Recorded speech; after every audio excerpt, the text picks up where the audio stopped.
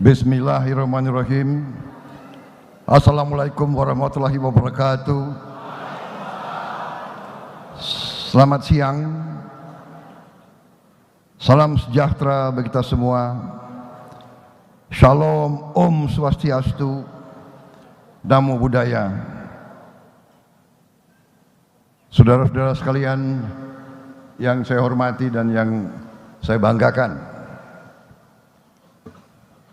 Bapak Andi Sudirman Sulaiman, Gubernur Sulawesi Selatan, yang saya hormati Bapak Dr. Bima Arya Sugiarto, Ketua Dewan Pengurus Asosiasi Pemerintah Kota seluruh Indonesia sekaligus Wali Kota Bogor untuk periode kedua, Bapak Insinyur Muhammad Ramdan Pomanto, Wali Kota Makassar selaku tuan rumah.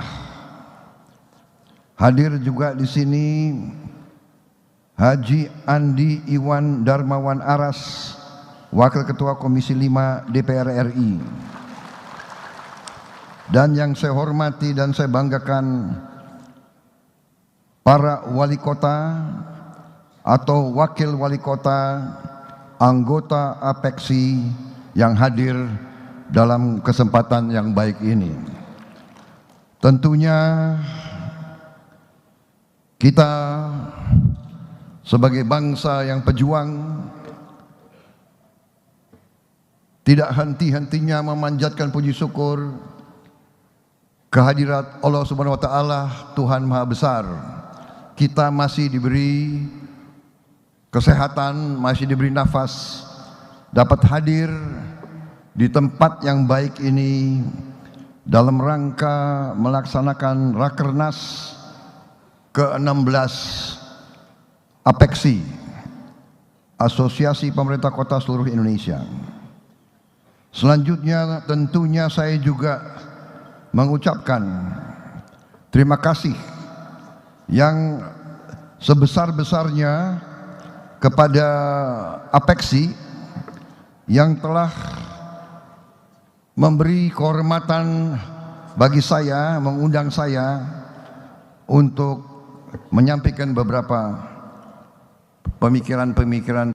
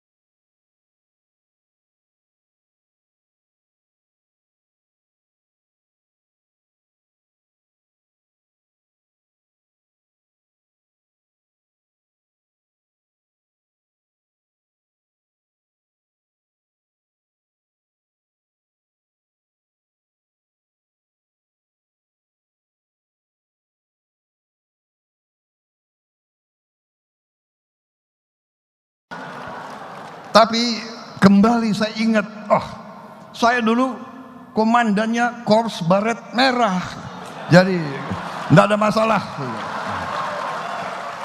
Mau merah, mau putih, nanti saya diundang pakai tutup kepala kuning, enggak ada masalah, kita semua bersaudara. Jadi demikian saya bicara sekarang adalah juga tadi kebanggaan di sini tempat perjuangan, sebagaimana semua daerah ada pengorbanannya, karena kita adalah bangsa yang tidak menerima kemerdekaan sebagai hadiah. Kita memperebutkan kemerdekaan dengan perjuangan yang lama, perjuangan yang penuh darah, keringat dan air mata. Kita tidak menerima hadiah, kita perang untuk kita merdeka. Jadi ini, dan di sini, di kota ini juga ada makam Pangeran Diponegoro yang dibuang dari daerah asalnya. Dan tidak ada salahnya kita berpikir, apakah tidak di alam merdeka, tentunya dengan seizin rakyat Sulawesi Selatan, apa tidak ada baiknya kita kembalikan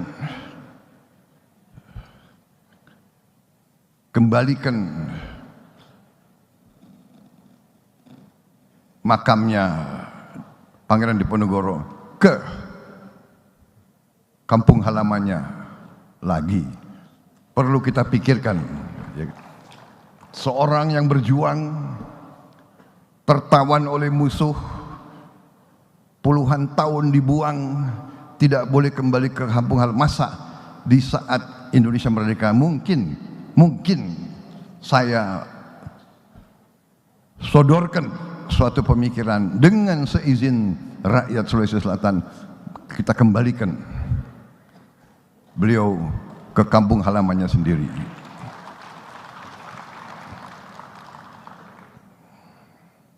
Saudara-saudara sekalian, wali kota, bupati ya, adalah ujung tombak dari pembangunan bangsa.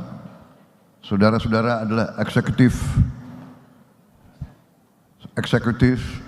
yang harus implementasi pembangunan bangsa.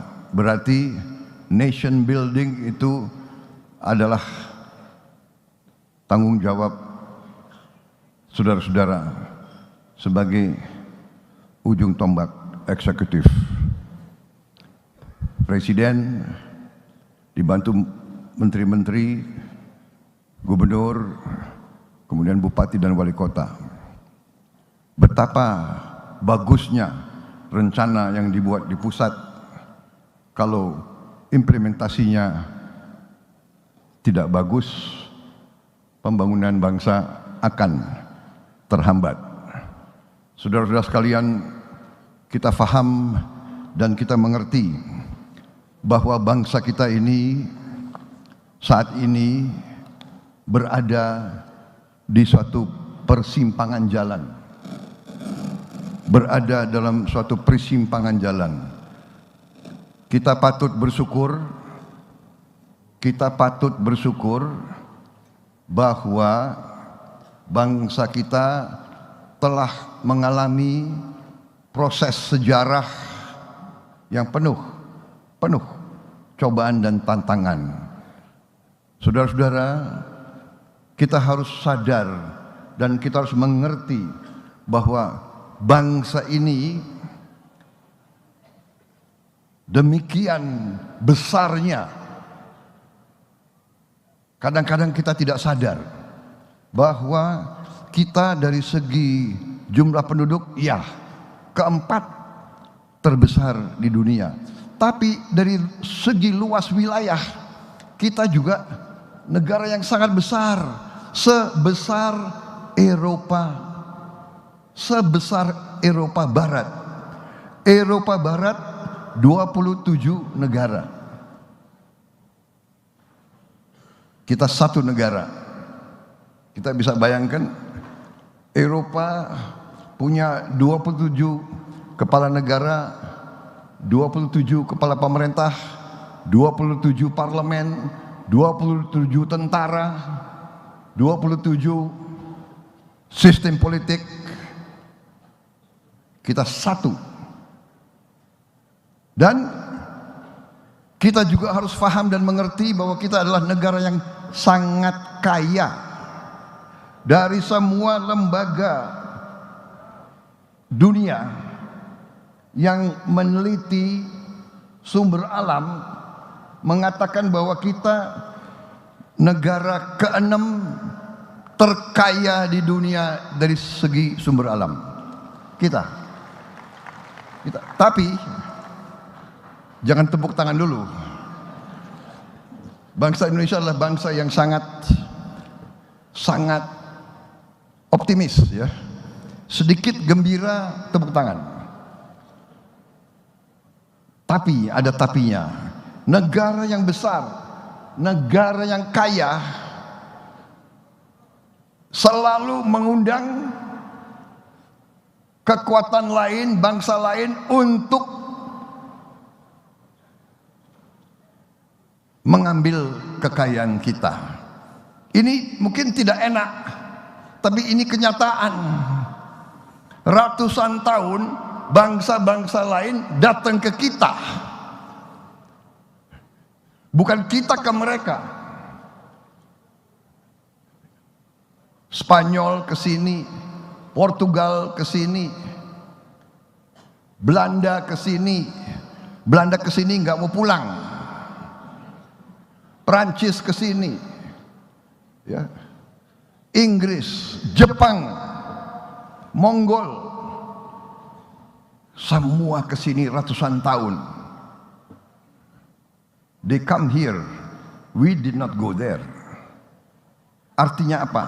Dari sejak dulu banyak pihak, banyak negara, banyak kekuatan sudah tahu Kepulauan Nusantara ini sangat-sangat kaya.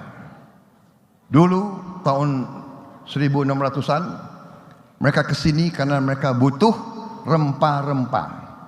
Dulu tidak ada kulkas, jadi rempah-rempah sangat dibutuhkan untuk mengawetkan makanan.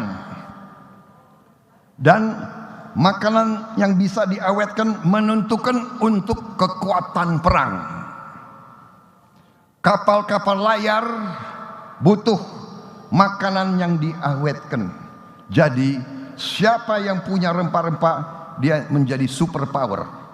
Karena angkatan lautnya bisa bertahan 2-3 minggu, bahkan bisa 1-2 bulan. Demikian Belanda super power, Inggris super power, Prancis super power, Spanyol super power, Portugal super power. Mereka menguasai sumber alam. Spanyol kuasai perak dan emas dari Amerika Latin, super power. Ini sejarah peradaban manusia. Jadi saudara-saudara, para pemimpin rakyat, para kepala negara, para kepala kota, Anda harus paham bahwa negara kita demikian kayanya, dan karena kaya kita selalu harus siap diganggu. Sebagai contoh, Presiden kita, Presiden Joko Widodo, bertekad untuk sumber alam kita tidak boleh dijual murah dalam bentuk bahan mentah. Beliau bertekad dan beliau melaksanakan program hilirisasi. Artinya bahan-bahan kita harus diolah di tanah air kita sendiri. Karena dengan bahan-bahan itu diolah, nilai tambah kita yang kita terima bisa naik puluhan kali, bahkan ada yang ratusan kali. Saudara-saudara, contoh boksit bahan untuk alumina, bahan untuk aluminium bahan untuk pesawat terbang, mobil, motor, komputer, videotron, televisi. Selama ini kita mengizinkan ekspor boksit gelondongan, dan kita beli mobil dari luar, beli motor dari luar, beli komputer dari luar. Demikian juga nikel sama. Selama puluhan tahun bahkan kita izinkan nikel dijual dalam bentuk mentah. Sekarang kita mengatakan no, kita harus olah di sini. Saudara-saudara, dalam 1 tahun begitu pemerintah kita melaksanakan hilirisasi, dalam 1 tahun dari tahun 2021 sampai 2022, penerimaan negara, penerimaan bangsa Indonesia dari nikel naik 20 kali. 20 kali lebih. Bayangkan. Jadi saudara-saudara, kenapa saya singgung ini semua? Saya mulai dari makro, karena memang saudara berkepentingan, saudara mau dengar kepentingan kota. Tapi kalau saudara bertanya, bagaimana program ini, program itu yang berurusan langsung di tanggung jawab saudara-saudara, tentunya ujung-ujungnya kita harus bicara kemampuan uang. Dan bagaimana kita bisa meningkatkan kemampuan keuangan kita. Satu-satunya jalan adalah hilirisasi. Semua kekayaan kita olah di dalam negeri. Saudara-saudara sekalian, dengan demikian kekayaan kita naik berpuluh kali lipat. Di hadapan saudara ada slide, Anda bisa lihat nikel naiknya berapa kali, boksit, tembaga kalau kita olah, timah kalau kita olah, ya. Bahkan ikan pun kalau kita olah di sini, udang pun naiknya puluhan kali. Sawit kalau diolah turunannya adalah berapa puluh, kalau tidak salah 59. Salah satu margarin bahan untuk mentega, naiknya 79 kali. Kelapa ada di seluruh Nusantara. Tapi kalau kita olah menjadi minyak kelapa MCT, nilai tambahnya 18 kali. Jadi saudara-saudara, inilah dengan penerimaan negara, dengan kekayaan negara meningkat drastis, kita bisa atasi masalah-masalah yang ada di kota dan kabupaten. Masalah-masalah yang kalian merasakan perlu bantuan. Bagaimana menghadapi pendidikan guru honorer, bagaimana hadapi pelayanan kesehatan, bagaimana menghilangkan stunting yang dikatakan presiden, menghilangkan stunting bukan dengan ceramah, menghilangkan stunting bukan dengan wejangan. Menghilangkan stunting harus kita hidupkan. Posyandu atau sejenis itu harus dicatat. Bayi-bayi yang di bawah timbangan normal, ibu-ibu yang kurang, itu harus segera kita kasih susu, kita kasih makanan dan sebagainya. Untuk itu kita butuh kemampuan keuangan yang kuat. Jadi saudara-saudara sekalian, strategi pembangunan yang sedang dilaksanakan oleh pemerintah di bawah kepemimpinan Pak Joko Widodo sudah benar, dan saya bertekad seandainya saya menerima mandat dari rakyat, saya akan teruskan strategi yang sudah benar ini. Saudara-saudara sekalian, pembangunan bangsa bukan dilaksanakan per 5 tahun, bukan dilaksanakan per 10 tahun. Nation building adalah per generasi. Saudara-saudara, ya, resminya kita merdeka 17 Agustus 45, resminya. Tapi waktu 45 sesungguhnya kita belum berdaulat. Kita menyatakan merdeka, tapi kita perang. Kita perang.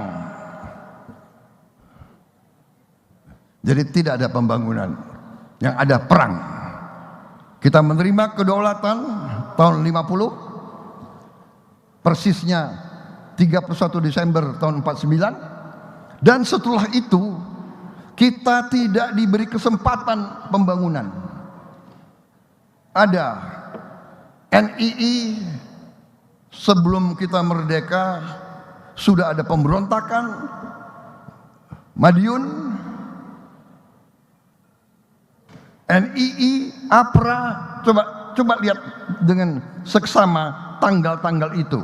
Terus kita dihadapi persoalan-persoalan. Perang saudara, PRRI Permesta, PGRS PKU, G3. Jadi intinya saudara-saudara, kalau kita jujur, kita baru mungkin pembangunan baru tahun 70-an. Alhamdulillah kita sampai di sini. Dan yang saya ingin ingatkan seluruh unsur masyarakat dan unsur pimpinan, saudara-saudara, kita harus waspada. Kita jangan terlalu naif. Kita bangsa yang terlalu lugu dan terlalu baik. Kita ramah. Masalahnya bangsa-bangsa lain belum tentu seramah kita. Bangsa-bangsa lain akan memikirkan kepentingan mereka sendiri. Nyatanya ribuan kapal asing mengambil ikan kita di laut kita sendiri. Saudara-saudara sekalian, ini kenyataan. Saya ketemu Menteri KKP kemarin kalau tidak salah. Dia mengatakan dia mau berkunjung ke suatu negara. Saya nggak sebut negara mana, nggak enak, ya kan? Nanti hubungan diplomasi kita nggak benar. Dia mau berkunjung ke Menteri Perikanan negara itu, memberi syarat kepada Menteri KKP kita. Boleh Anda berkunjung ke saya, tapi saya minta dulu kau larang nelayan-nelayan Indonesia untuk terlalu banyak ambil ikan tuna di Indonesia. Kan aneh.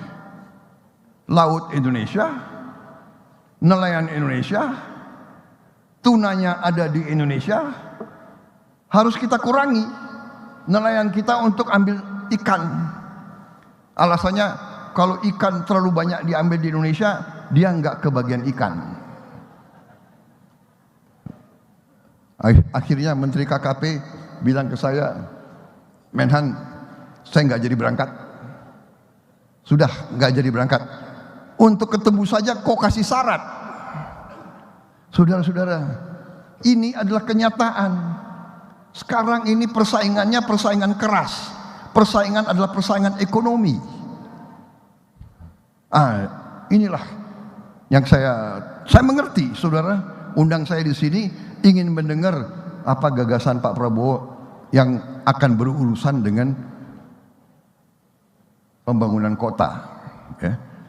Saya berpendekatan bahwa desa, kecamatan, kota, kabupaten, provinsi ini tidak dapat dikotak-kotakan. Satu kesatuan. Kalau di desa ada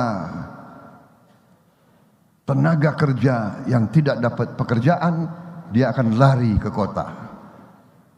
Kalau di kota tidak ada pekerjaan, dia akan lari ke ibu kota provinsi. Saudara-saudara, jadi pendekatan kita harus integral, komprehensif, dan lihat sumber masalahnya. Sumber masalahnya kita sudah mengerti. Kita perlu meningkatkan penghasilan kita supaya gaji-gaji bisa naik, supaya banyak lapangan kerja, saudara-saudara, dan hanya supaya pendidikan harus berhasil. Kita sekarang kurang dokter-dokter spesialis. Saudara wali kota, saya kira saudara mengerti di kota kalian berapa spesialis jantung bisa pasang kateter, bisa pasang stent. Berapa ahli onkologi, ahli kanker yang bisa obati leukemia, berapa alat-alat yang bisa dioperasikan di kota kalian dan sebagainya. Saudara yang lebih tahu. Pendidikan harus kita tingkatkan. Semua, dan ini semua perlu investasi yang besar. Jadi saudara-saudara, strategi yang sudah dilaksanakan, kuncinya ada hilirisasi. Tapi hilirisasi ini mengganggu negara-negara lain. Begitu pemerintah kita melaksanakan hilirisasi, diancam oleh Uni Eropa. Diadu ke WTO, diadu, pemerintah kita naik banding, dia adu lagi, naik banding lagi, kita tidak tahu. Tapi mereka tidak suka kalau kita hilirisasi. Kemudian selain Uni Eropa, IMF menegur kita juga. Saudara-saudara, bayangkan, kita bahan baku ada di kita, milik kita, karunia Tuhan. Kita mau olah di Indonesia. Karet kita mau olah di Indonesia. Kelapa sawit kita mau olah di Indonesia. Coklat kita mau olah di Indonesia.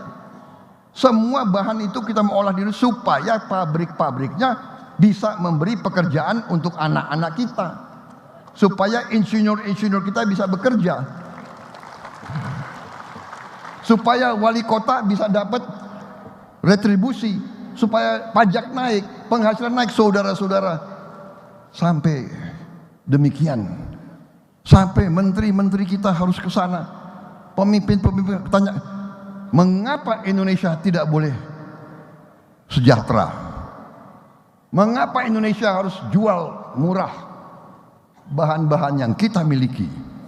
Saudara-saudara, karena itu kita harus kuat, kita harus waspada, dan semuanya kuncinya adalah persatuan dan kerukunan.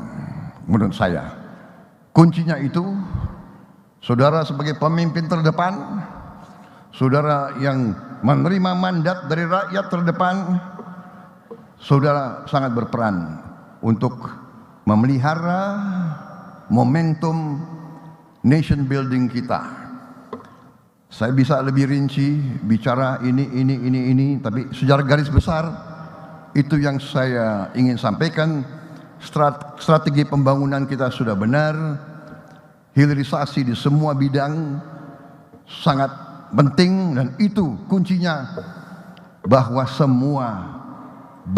banyak sekali lembaga internasional, pakar-pakar, pengamat, dan lembaga pengkajian mengatakan bahwa kita yang sekarang sudah ekonomi ke-16 dan waktu dekat akan menjadi ekonomi ke-10, dan insya Allah 2045 di zaman tadi generasi Z muncul, kita sangat besar kemungkinan bisa menjadi negara ekonomi ke-5 di dunia atau ke-4. Tapi kembali ada syaratnya. Syaratnya adalah bisakah pemimpin-pemimpin Indonesia kerjasama? That is the question. Saya pernah baca kajian-kajian mereka. Can the elite of Indonesia work together? Kalau kita bisa kerjasama, insya Allah kita akan sangat berhasil dan kita akan jadi negara maju. Kita tidak mau jadi negara rakyat kita hanya menerima UMR, kita mau dan kita mampu menjadi negara berpenghasilan memadai. Saya kira itu saudara-saudara. Kita bersyukur kita berhasil mengatasi berbagai krisis yang sangat berat.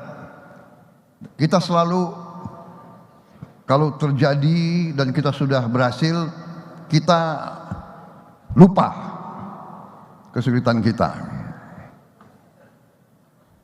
Waktu COVID mulai datang ke Indonesia, marilah kita ingat, belum ada vaksin, kita tidak tahu virus apa, kita takut. Banyak yang takut keluar dari rumah. Kita cuci tangan setiap 5 menit, pakai masker, dan sebagainya dan sebagainya. Dan kita diramalkan bahwa Indonesia akan kolaps. Muncul di CNN, muncul di mana-mana. The Indonesian health system on the verge of collapse. Alhamdulillah kita buktikan kita tidak kolaps. Kesehatan kita lumayan, pengorbanan dokter-dokter banyak, perawat-perawat banyak berkorban. Tapi kita mampu mengatasi lebih cepat dari banyak negara lain.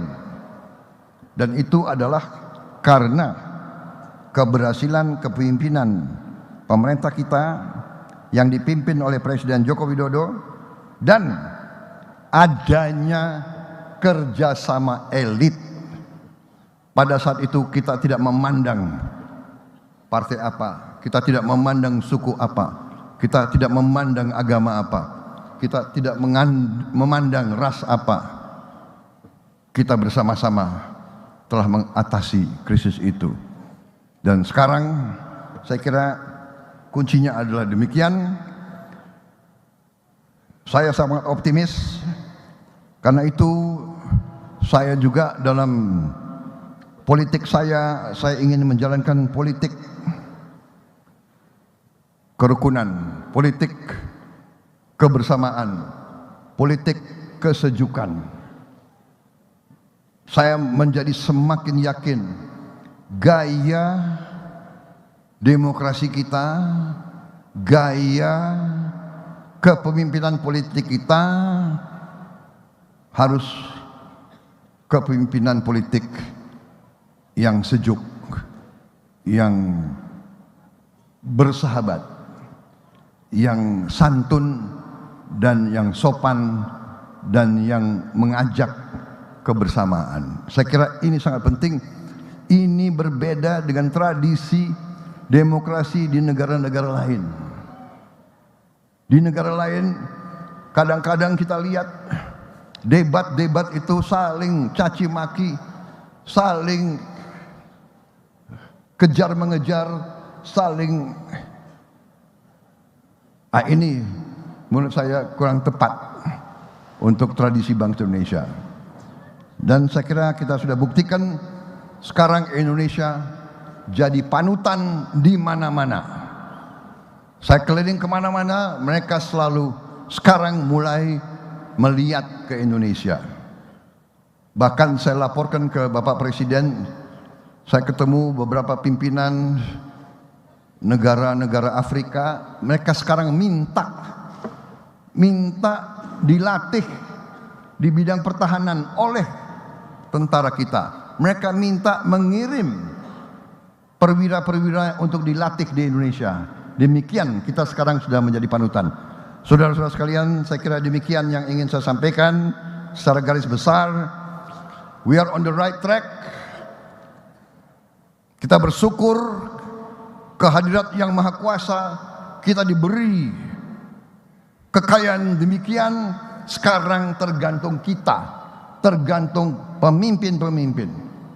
Bisakah kita kelola dengan baik? Bisakah kita menjaga kekayaan itu? Bisakah kita menyampaikan roda pemerintahan yang bersih, yang efisien, supaya kekayaan itu benar-benar dinikmati oleh seluruh rakyat Indonesia. Dan sekarang memang benar, kita sekarang harapannya adalah di anak-anak muda kita, di Gen Z. Kita harapan kepada mereka. Kalau kita banyak kekurangan, kita berharap dari mereka akan muncul pemimpin-pemimpin yang lebih baik dari kita, lebih pintar dari kita, menguasai teknologi. Jangan mau dibohongi terus oleh bangsa-bangsa asing. Saya tidak mengajak kita membenci bangsa asing, tidak. Kita harus belajar dari yang kuat. Tapi jangan mau dibohongi terus, ya. Jangan mau dibohongi terus, saudara-saudara. Saya kira itu dari saya, saudara-saudara sekalian. Yang terakhir, saya banyak sekali slide. Ini ada slide, ada 33 slide. Tapi saya dibatasi oleh tuan rumah Pak Prabowo hanya 30 menit. Ini udah lewat belum 30 menit? Jadi kalau di sini saya harus patuh, ya kan? Karena saya ini sudah purnawirawan. Kalau dulu Pak Bima takut sama saya, sekarang saya takut sama Pak Bima. Dia ketua Apexi, bayangkan. Saudara-saudara sekalian, saya hanya titip satu, ya. Saya mau titip sama para wali kota, para bupati dan para gubernur. Saya titip, saudara-saudara, saya lihat kota-kota kita harusnya lebih cantik lagi, lebih indah lagi. Yang saya perhatikan terlalu banyak iklan-iklan, terus terang saja. Dan juga anak-anak kita banyak nakal-nakal. Dia suka pakai pilox, iya kan? Dia coret-coret itu di jalan-jalan protokol yang bagus-bagus dicoret-coret. Saudara-saudara, kita perlu pariwisata, kita perlu devisa. Saya titip lah, para wali kota harusnya dulu kalau tidak salah ada kejuaraan apa ya, Adipura atau sebagainya ya. Mana kota yang paling bersih, paling indah gitu. Ini agak mengganggu, karena saya sekarang kan saya jadi warga Bogor, Pak. Hanya kabupaten, bukan di kota. Tapi kan saya liwat tempat Bapak tiap hari. Itu aja yang saya titip. Bagaimana kita yakinkan anak-anak kita, ya sudah ada masa keluarin uang beli pilox, coret-coret ya kan. Kita kalau bisa kita bersihkan, kita bikin indah kota-kota kita supaya pariwisata naik. Yang saya lihat Malaysia, negara yang jauh lebih kecil dari kita, kalau tidak salah Malaysia itu mungkin 40 juta jumlah penduduknya, kita 8 kali dia. Malaysia itu penghasilan pertama bukan kelapa sawit, penghasilan pertama elektronik, kedua pariwisata. Jadi pariwisata dia itu 1 tahun itu 6 miliar dolar, sama dengan kita. Padahal kita negara yang 8 kali lebih besar dari dia jumlah penduduknya. Thailand luar biasa, penghasilan dia pada puncaknya sebelum Covid 20 miliar dolar. 20 miliar dolar, kita hanya sekitar 6 miliar. Padahal dia negara yang mungkin sepertiga kita. Saya kira itu dari saya. Terima kasih atas perhatian saudara-saudara. Dan marilah kita bersatu, marilah kita rukun, mari kita maju bersama. Partai apapun, marilah kita utamakan kepentingan bangsa dan rakyat kita dan anak-anak muda kita.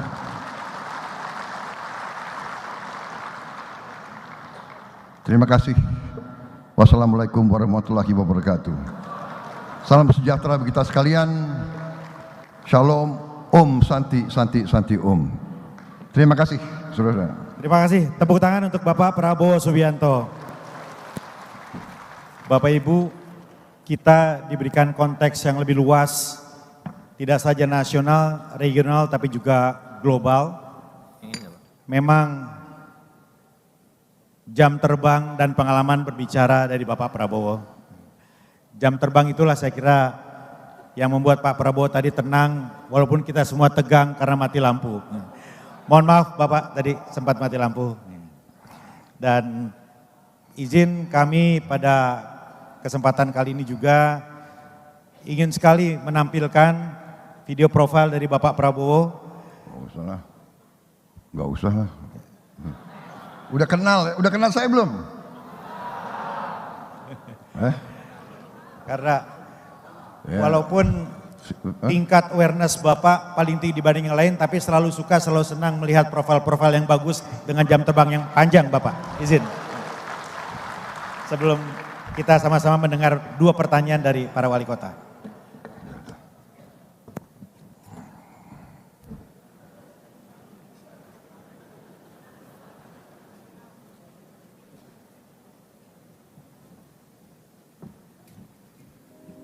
Menteri Pertahanan Letnan Jenderal TNI Purnawirawan Prabowo Subianto Joyo Hadikusumo lahir di Jakarta 17 Oktober 1951. Beliau merupakan anak ketiga dan putra pertama dari pasangan Profesor Dr. Sumitro Joyo Hadikusumo dan Dora Sumitro. Legend TNI Purnawirawan Prabowo Subianto merupakan lulusan Akademi Militer pada tahun 1974. Selepas lulus dari Akademi Militer pada tahun 1974, mengawali karirnya sebagai prajurit TNI Angkatan Darat berpangkat Letnan II, beliau menjadi salah satu komandan operasi termuda dalam sejarah Angkatan Darat saat itu, yakni memimpin operasi Tim Nanggala di Timor Timur. Legend Purnawirawan Prabowo Subianto melukis segudang prestasi dan pengalaman bertugas di dunia militer dengan berbagai pengorbanan yang telah diberikan untuk bangsa dan negara Indonesia.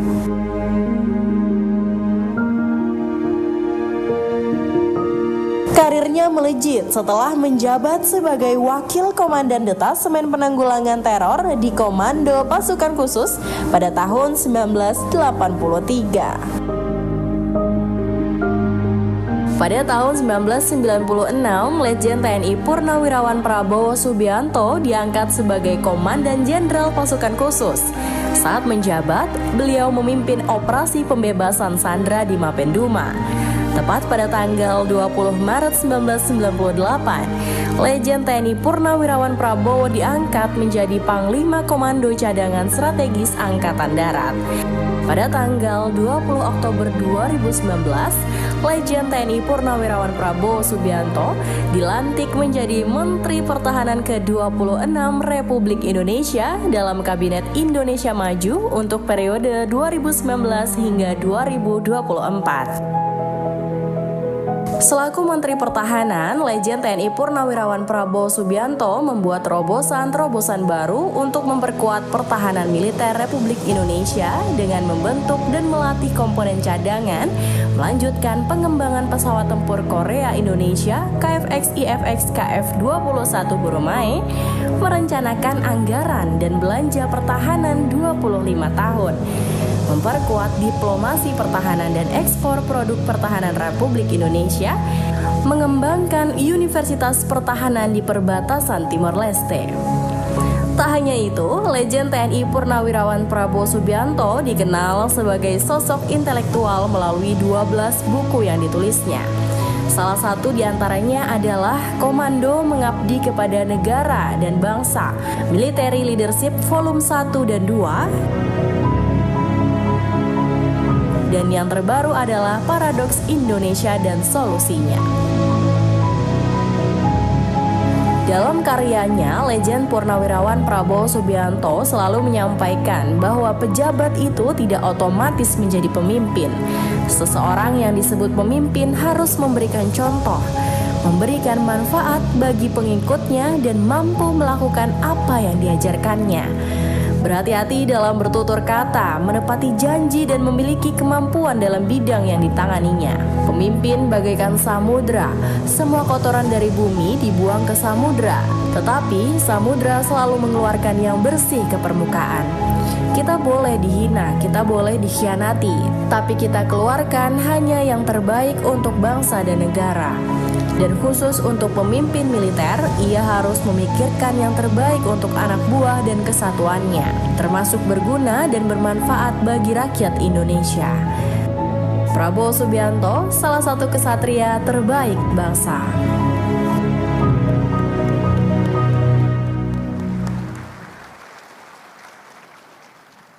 Bapak Prabowo, Apexi terdiri dari 6 komisariat, Pak. Izinkan kami memberikan kesempatan kepada 2 komisariat yang akan menyampaikan gagasan, titipan pertanyaan kepada Bapak. Untuk kesempatan yang pertama, kami mengundang Ketua Komisariat Apexi Wilayah 1. Ini wali kota yang lorengnya terbanyak di dunia, Wali Kota Medan, Bang Bobi Nasution.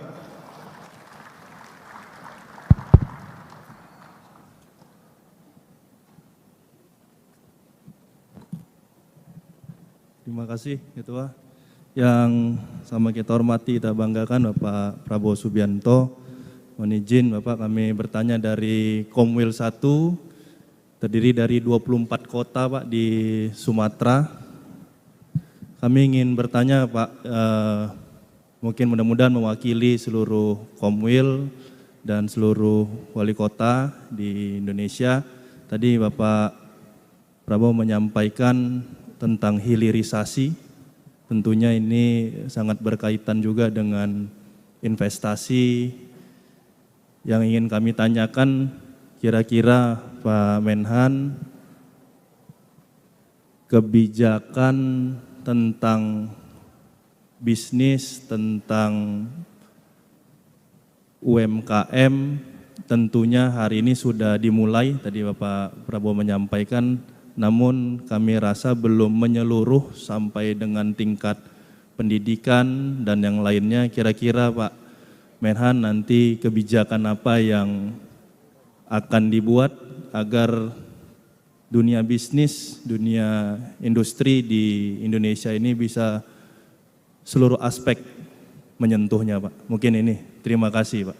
Terima kasih Pak Bobi. Baik, terima kasih Pak Bobi. Jadi sebagaimana saya katakan tadi, bahwa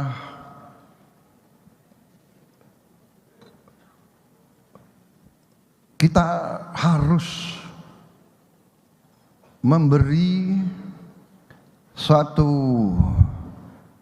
kemampuan untuk seluruh rakyat kita, terutama mereka yang paling lemah, mereka yang paling di lapisan terbawah, supaya bisa mendapat kesempatan untuk keluar dari perangkap kemiskinan. Jadi benar sekali, salah satu adalah melalui UMKM. Kita harus berdayakan UMKM lebih baik. Nah, untuk itu selain sekarang yang sudah kita alami, ya, pemerintah kita sekarang dengan bantuan langsung, ya kan, langsung ke sasaran, ini harus dipertahankan, dan kalau perlu diperketat, di targetingnya harus benar. Mereka yang perlu harus segera kita yakini sampai, ya kan. Bantuan-bantuan langsung, kredit-kredit ringan, kredit-kredit microfinance. Kemudian kita juga harus meneruskan program-program pemberdayaan di berbagai bidang. Di bidang pendidikan, kita harus tentunya harus mengintensifkan pendidikan di tingkat paling depan, yaitu di katakanlah taman kanak-kanak, istilahnya sekarang mungkin usia dini ya, PAUD dan SD, kemudian di sekolah-sekolah kejuruan, sekolah-sekolah vokasi. Ini harus kita intensifkan. Kita harus berdayakan BLK kita. Saya dapat laporan, apakah benar atau tidak, saya ingin cek lagi. Ada beberapa BLK yang kurang dimanfaatkan. Ada berbagai BLK yang kosong, tidak dimanfaatkan. Coba para wali kota mengecek, ya, apa benar atau tidak laporan ini. Ini salah satu yang harus kita tingkatkan. Kemudian affirmative action, kebijakan yang berpihak kepada kaum yang lemah, yang dari daerah terpencil, dari pulau terluar, dari suku-suku yang masih jauh dari pusat pembangunan di Papua, mungkin di kepulauan-kepulauan. Ini harus ada affirmative action, ada kebijakan-kebijakan yang berpihak. Ya, kita harus tambah beasiswa kepada mereka. Ternyata kita dapat masukan juga bahwa begitu banyak beasiswa yang ada di pemerintah sekarang yang kurang diisi, kurang dimanfaatkan. Saya tidak mengerti bagaimana caranya. Mungkin inilah para wali kota bisa scouting di kota masing-masing, para bupati, para camat cari anak-anak dari manapun, terutama dari kelompok yang paling bawah, untuk bisa dia sekolah dengan baik setinggi-tingginya. Saya mau kasih contoh. Ini yang saya cukup bangga.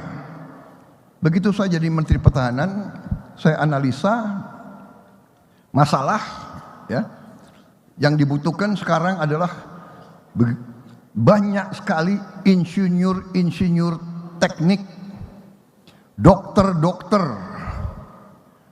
ahli fisika, kimia, biologi.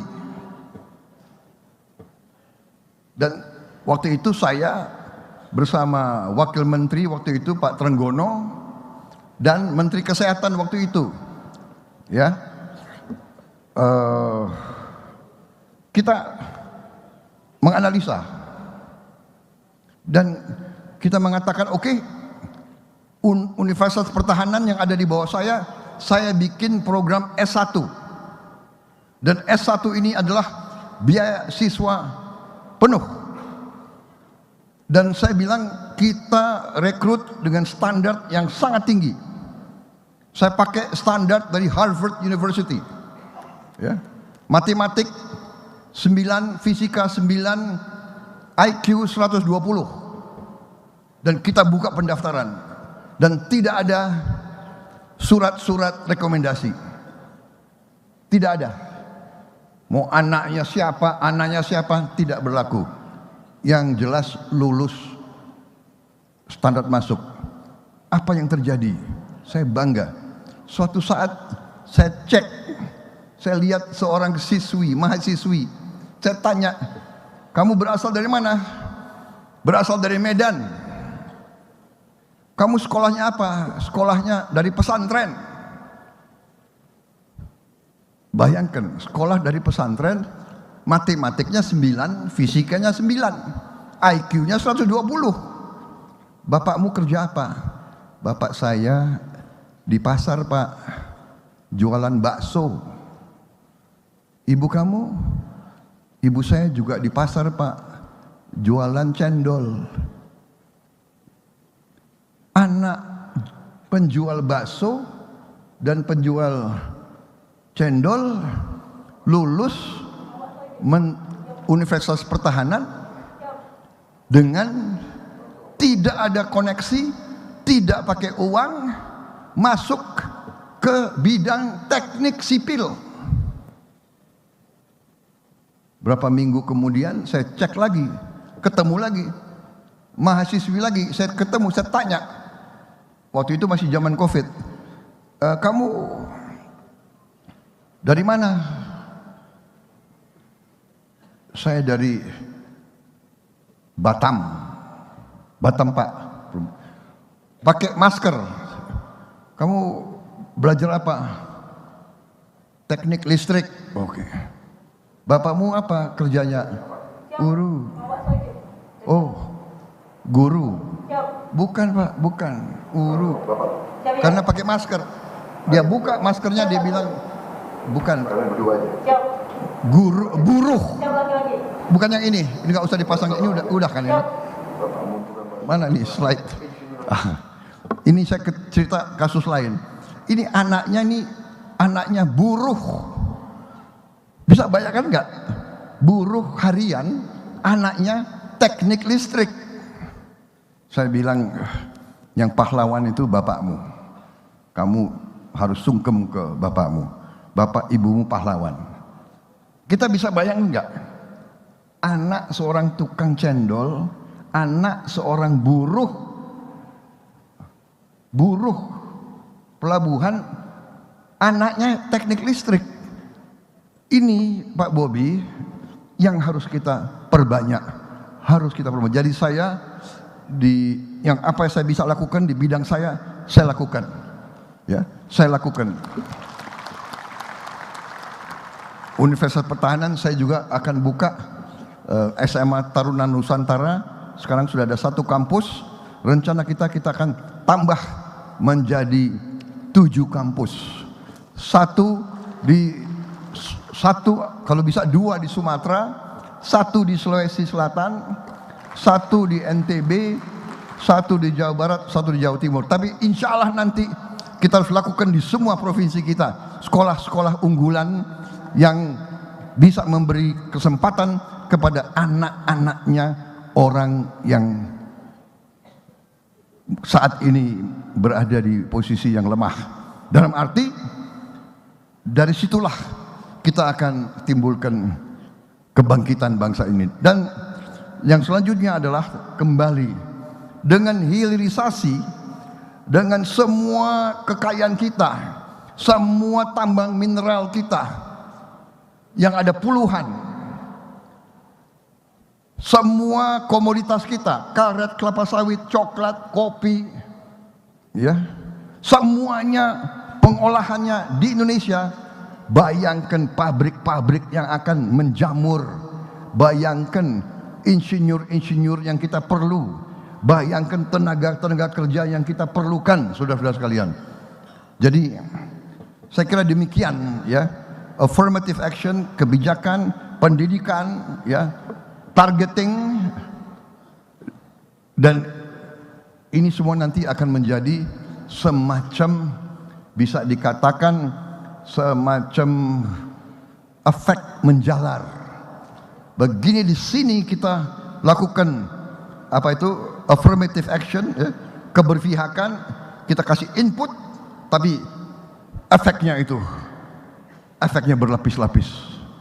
Jadi dari bawah, dari horizontal, dan dari atas. Dari presiden, hilirisasi, ya kan? Kemudian pengarahan, targeting. Jadi saudara-saudara, kita akan hitung nanti bagaimana kita mengatur dengan sebaik-baiknya. Saya kira itu jawaban saya, Pak Bobi. Dan ya, kalau saya optimis kita akan mampu untuk berbuat. Dasarnya sudah ada, strateginya sudah benar, tinggal kita teruskan untuk tingkatkan lagi menuju kepada cita-cita kita 2045, Indonesia benar-benar negara kuat, adil, dan makmur, saudara-saudara.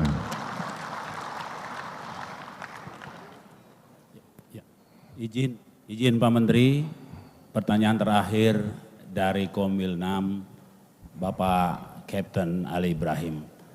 Ini terakhir ya? Terakhir Pak. Alhamdulillah. Kami semua mayor Pak, tapi beliau khusus satu-satunya Kapten. Izin Pak Jenderal, saya Kapten Laut, jadi nggak naik mayor, nggak naik letnan, tetap kapten terus. Pertama, Assalamualaikum warahmatullahi wabarakatuh. Selamat sore dan salam. Maaf, Bapak dari wali kota mana Pak? Tidore. Okay. Saya Tidore Kepulauan Maluku Utara. Ya. Selaku wali kota dan juga sebagai ketua Komil 6, wilayahnya cukup jauh, cukup panjang geografinya dari Sulawesi sampai ke Papua. Itu 17 wali kota, anggotanya semua 17. Pertanyaannya pendek atau kami titipkan pertanyaan ini. Insya Allah ke depan kalau Bapak terpanggil sebagai presiden, kami sebagai bagian daripada Indonesia, kami titip. Pertama, bagaimana pembangunan Indonesia Timur. Yang kedua, perencanaan pembangunan kelautan Indonesia Timur. Karena kami adalah daerah kepulauan. Kami sangat mendukung sekali apa yang Bapak sampaikan, terutama para nelayan.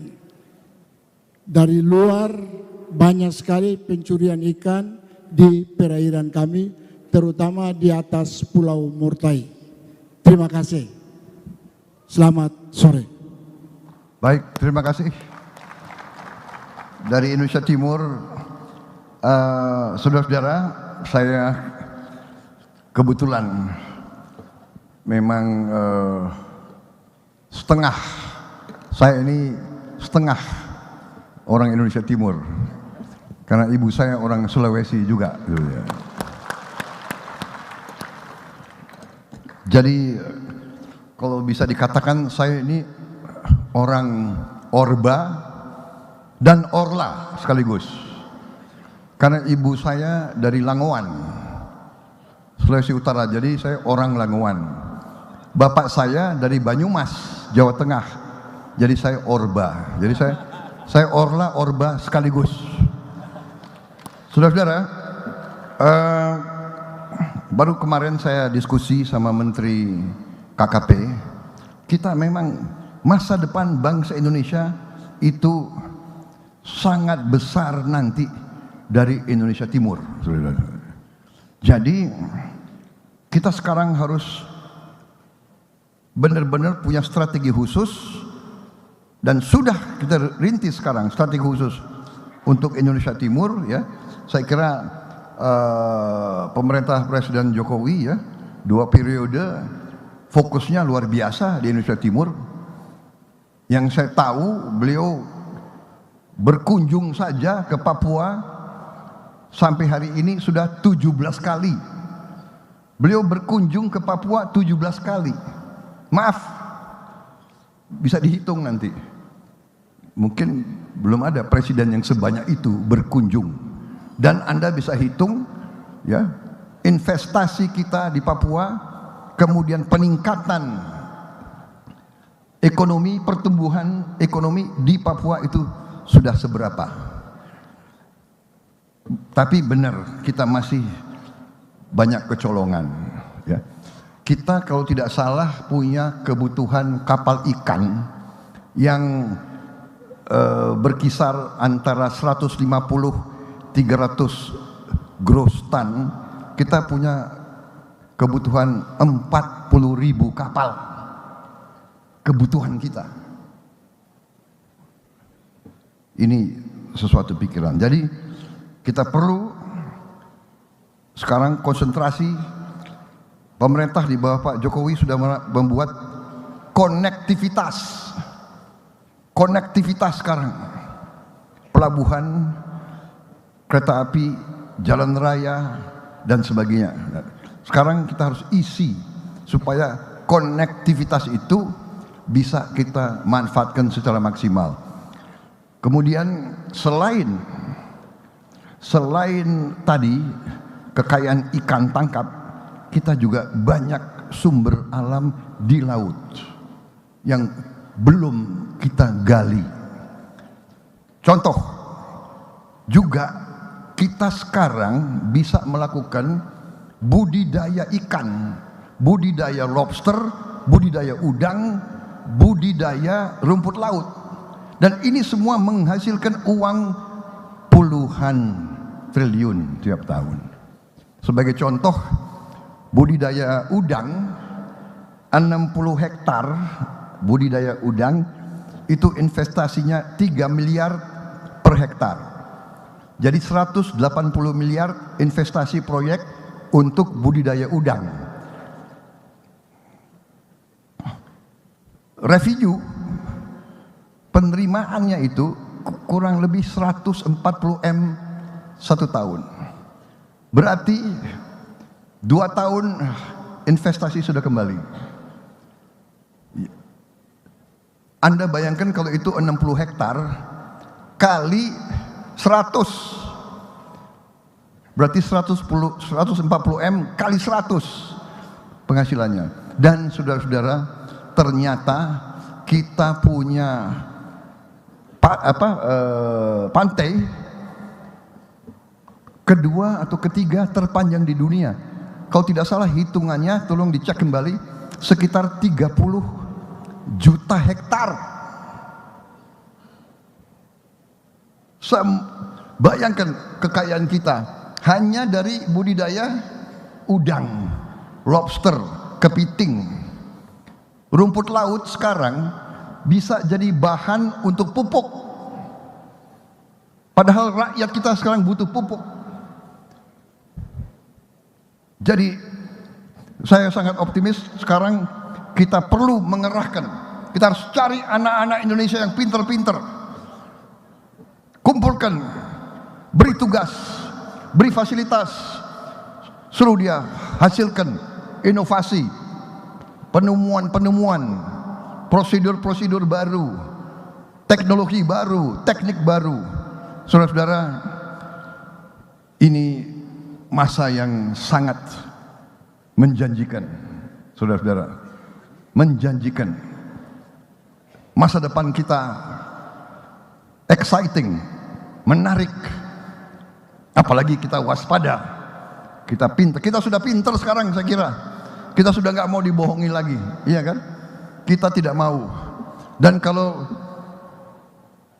terus mereka mau ambil kekayaan kita dalam bentuk bentah, ya kita harus ambil sikap.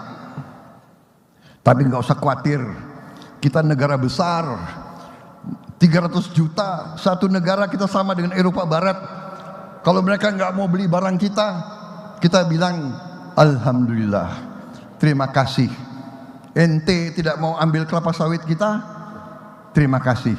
Kelapa sawit nanti kita olah untuk rakyat kita sendiri, saudara sekalian. Ya, jadi kita nggak usah khawatir, saudara-saudara. Kita negara besar, pasar kita besar. Saya kira itu dari saya. Terima kasih. Terima kasih. Pak. Terima kasih Bapak. Bapak izin, ya. Kami telah melakukan banyak diskusi, ingin menyampaikan gagasan dan pemikiran dari 6 komisariat sebagai bahan yang bisa diartikulasikan Bapak dalam berbagai kesempatan. Ini hasil pemikiran seluruh teman-teman wali kota.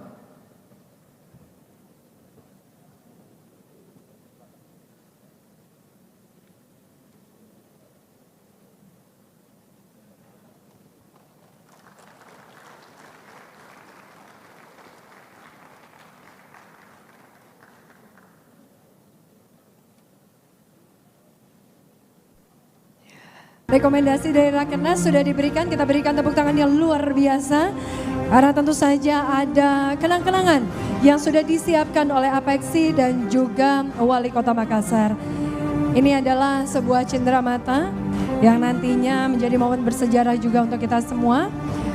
Dan kali ini plakat akan diberikan oleh Wali Kota Makassar dan juga Ketua Dewan Pengurus APEKSI kepada narasumber di diskusi panel kita yang ketiga, yaitu Bapak Haji Prabowo Subianto Joyo Hadikusumo.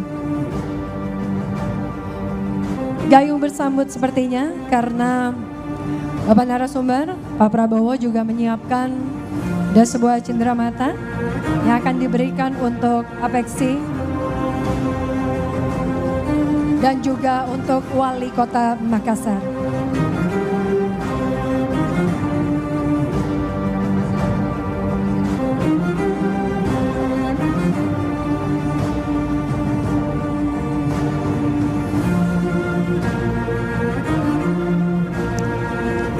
Terima kasih sekali lagi Pak Prabowo, kami persilahkan